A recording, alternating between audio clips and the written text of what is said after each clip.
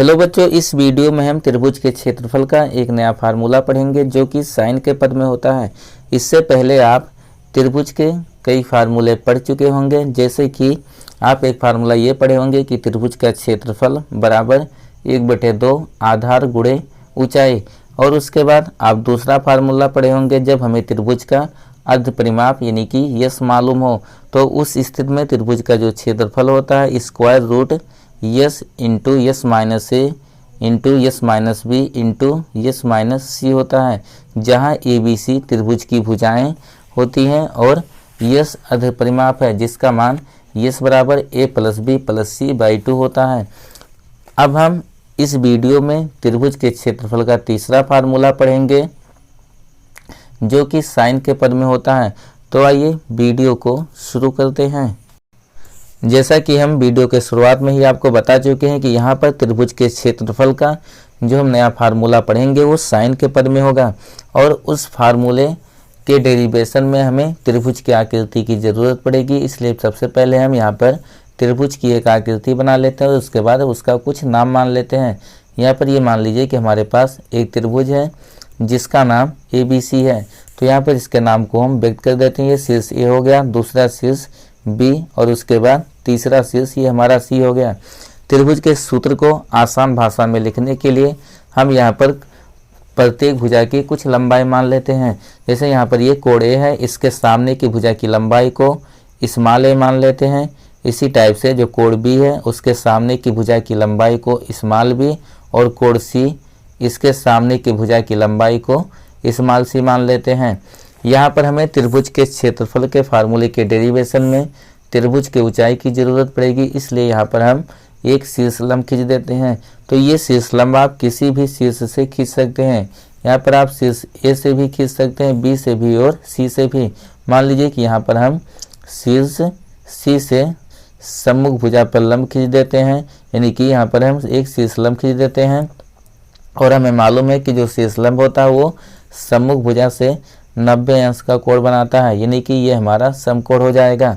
अब यहाँ पर अगर हम देखें तो त्रिभुज ABC में हमें दो समकोण त्रिभुज प्राप्त हुए। यहाँ पर जो शीर्ष लंब होगा सम्मुख भुजा को किसी बिंदु पर प्रतिच्छेद करेगा। इस बिंदु का हम कुछ नाम मान लेते हैं कि इस बिंदु का नाम यम है। तो यहाँ पर अगर हम देखें तो हमें दो समकोण त्रिभुज प्राप्त होंगे, एक का नाम AMC और दूसरे का नाम BMC होगा। तो इनमें से किसी एक हम समकोण त्रिभुज को ले लेते हैं। मान लेते हैं कि हम त्रिभुज AMC में देख लेते हैं। तो यहाँ पर हम लिख देंगे कि सबसे पहले हम लिख देंगे शीर्ष लंब के बारे में। यहाँ पे लिख देंगे कि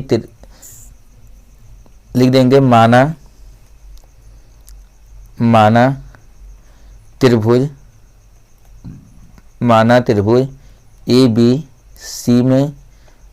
त्रिभुज ABC में यह मान लेते हैं कि त्रिभुज ABC में जो MC या फिर CM बोलें ये लंब और शीर्ष लंब है और ये सामने वाली भुजा AB पर है। तो यहाँ पर हम लिख देंगे कि MC लंब AB। इतना यहाँ पर हम मान लिए हैं कि जो MC है ये AB पर लंब है। इस स्थिति में यहाँ पर हम ऊपर वाले त्रिभुज को ले लेते हैं। आप ऊपर वाले त्रिभुज से भी फार्मूले का डेरिवेशन कर सकते हो, नीचे वाले से भी। तो इनमें से किसी एक त्रिभुज को हम ले लेते हैं। लिख देंगे कि त्रिभुज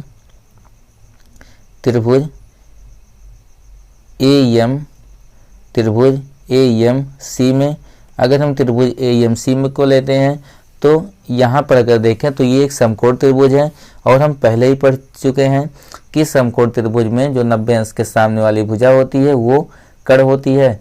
और उसके बाद यहाँ पर जो भी हम कोण मानेंगे कि जिस भी कोण को त्रिभुज में लेंगे उस कोण के सामने वाली भुजा लंब होती है। अगर कोण A को माने तो कोण A के सामने की भुजा MC ये लंब होगी और उसके बाद 90 अंश के सामने की भुजा कड़ और जो तीसरी भुजा बचेगी वो आधार का काम करेगी। तो यहाँ पर हमें त्रिभुज की ऊंचाई मालूम करना है जो कि यहाँ पर MC से व्यक्त किया गया है, यानी कि ये कोण के सामने की भुजा है लंब जो हमें मालूम करना है। उसके बाद 90 अंश के सामने की भुजा कड़, इसकी लंबाई हमें मालूम है। तो लंब और कड़ ये त्रिकोणमितीय अनुपात साइन या फिर कोसेक में आते हैं, तो इनमें से हम किसी का भी प्रयोग कर सकते हैं। यहाँ पर हम लिख देंगे साइन का प्रयोग करते हैं, तो यहाँ पर लिख देंगे साइन और उसके बाद कोण ए को लिए हैं तो यहाँ पर लिख देंगे साइन ए, और साइन ए बराबर ये हो जाएगा लंब बटे कड़।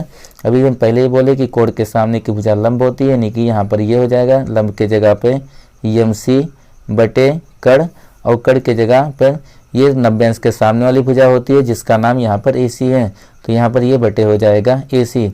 अब इन भुजाओं का यहाँ पर हम जिन भुजाओं की लंबाइयाँ हमको मालूम है उनको यहाँ पर हम प्रदर्शित कर देते हैं। तो एम सी इसकी लंबाई नहीं मालूम है, इसको इसे हम छोड़ देते हैं। आगे ए सी इसकी लंबाई मालूम है जो कि बी दिया हुआ है, तो इसके जगह पे हम लिख सकते हैं ये स्मॉल बी हो गया। अब हम अगर एम सी बराबर लिखना चाहें तो दाईं तरफ बी का भाग है, अगर ये बाईं तरफ जाएगा तो गुणा हो जाएगा, यानी कि यहाँ पर हो जाएगा एम सी बराबर ये हो गया बी इंटू साइन ए। अब यहाँ से हमें एम सी का वैल्यू प्राप्त हो गया, यानी कि त्रिभुज की ऊंचाई प्राप्त हो गई। अब आसानी से हम त्रिभुज के क्षेत्रफल का फार्मूला ज्ञात कर सकते हैं। तो यहाँ पे लिख देंगे अतः त्रिभुज ए बी सी का क्षेत्रफल, त्रिभुज ए बी सी का क्षेत्रफल ये हो जाएगा हमारा। अगर इसको हम संक्षेप में लिखें त्रिभुज ए बी सी के क्षेत्रफल को, तो लिख देंगे एरिया, एरिया को ए आर से दिखा देते हैं, उसके बाद इसे कोष्टक में लिख देंगे त्रिभुज ए बी सी, यानी कि एरिया ए बी सी। अब त्रिभुज के क्षेत्रफल का यहाँ पर जो हम फार्मूला प्रयोग करेंगे ये होगा हमारा 1/2 आधार गुणे ऊंचाई। तो यहाँ पर लिख देंगे 1/2 आधार।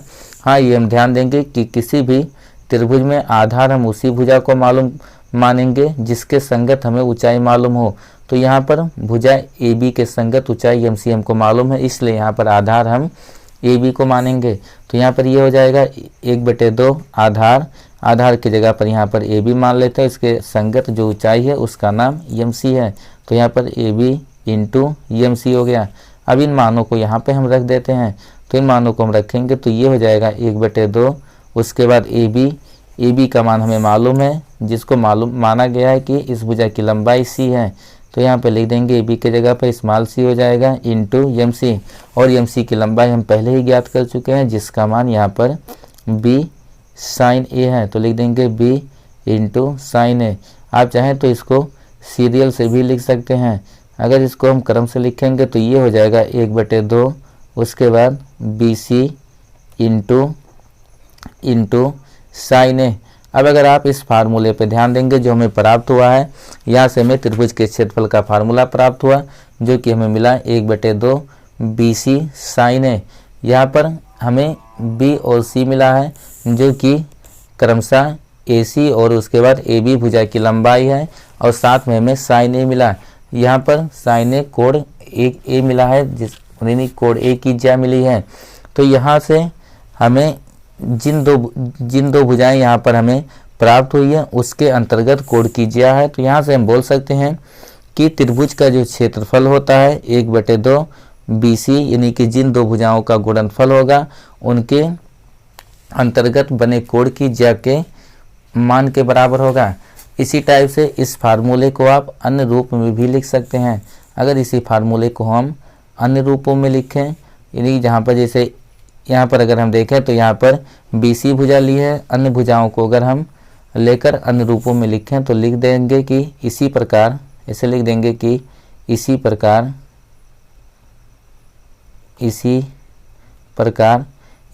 से अगर हम फार्मूले को लिखें तो ये हो जाएगा, लिख देंगे एरिया त्रिभुज ए बी सी। अब यहाँ पर त्रिभुज ए बी सी का अगर क्षेत्रफल हम दूसरे रूप में लिखें तो ये हो जाएगा 1/2। उसके बाद अगर हम मान लेते हैं कि यहाँ पर बी सी भुजा ली गई है, अगर हम ए और बी भुजा को लें तो यहाँ पर ये हो जाएगा ए बी, और जैसा कि अभी हम बोले जिन दो भुजाओं को लेंगे उनके अंतर्गत कोण की ज्या होनी चाहिए। तो ए बी के अंतर्गत कोण सी है, तो यहाँ पर हो जाएगा ये इंटू साइन सी। इसी टाइप से आप आगे लिखना चाहें तो लिख सकते हैं कि 1/2, उसके बाद ए बी हो गया, बी सी पहले यहाँ पर ज्ञात हो चुका है। अगर हम सी ए को लें तो यहाँ पर हो जाएगा सी ए, और इनके सी ए के अंतर्गत जो कोण है वो कोण बी है, तो यहाँ पर हो जाएगा 1/2 सी ए इंटू साइन बी। बस अगर हम इसको संक्षेप में बोलें तो बोल सकते हैं कि जो त्रिभुज का क्षेत्रफल होगा ये किन्हीं दो भुजाओं का गुणनफल और उसके अंतर्गत बने कोण की ज्या के गुणनफल के आधे के बराबर होता है। जैसे कि यहाँ पर हमें शुरू में प्राप्त हुआ भुजा BC जो कि 2 भुजाओं की लंबाइयाँ थी और उसके बाद उनके अंतर्गत कोण A था, तो यहाँ पर हमको साइन A मिला और उसके बाद यहाँ पर 1/2 से गुणा हुआ है, यानी कि किन्हीं दो भुजाओं की लंबाइयाँ और उसके अंतर्गत बने कोण की ज्या के गुणनफल का आधा प्राप्त हुआ। तो यहाँ पर आप चाहें तो लिख भी सकते हैं इसको, जो हमें यहाँ पर रिजल्ट प्राप्त हुआ है लिख देंगे यहाँ पर। अतः त्रिभुज का क्षेत्रफल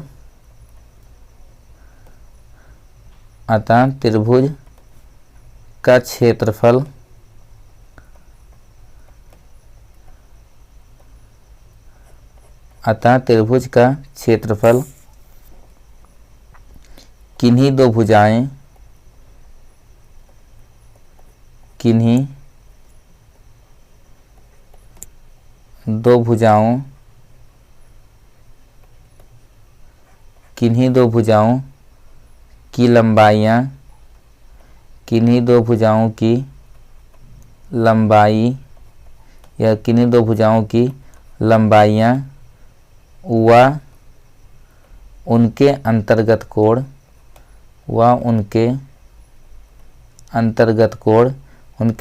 कोण का मतलब हुआ कि उन भुजाओं के द्वारा बना कोण, उनके अंतर्गत कोण की ज्या का मतलब यहाँ पर साइन होता है, उनके अंतर्गत कोण की ज्या के गुणनफल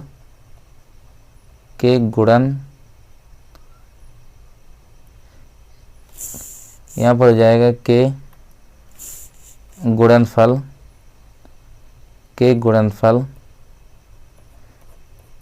के आधे के बराबर होता है, के गुणनफल के आधे के बराबर होता है, आधे के बराबर होता है।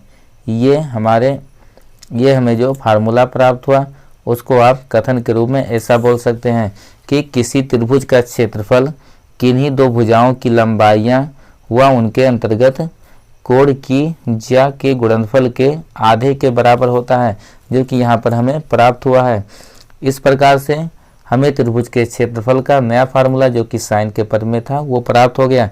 यहाँ से हमें रिजल्ट मिला कि त्रिभुज का क्षेत्रफल किन्हीं दो भुजाओं के लंबाइयाँ व उसके अंतर्गत कोण की ज्या के गुणनफल के आधे के बराबर होता है। ये वीडियो आपको कैसा लगा कमेंट में लिखकर ज़रूर बताएं, और अगर आपको वीडियो पसंद आया हो तो वीडियो को लाइक और शेयर ज़रूर करें। अगर आप चैनल पर नए हैं तो चैनल को सब्सक्राइब कर लें, जिससे आने वाली हर वीडियो की नोटिफिकेशन आपको समय से प्राप्त होती रहे।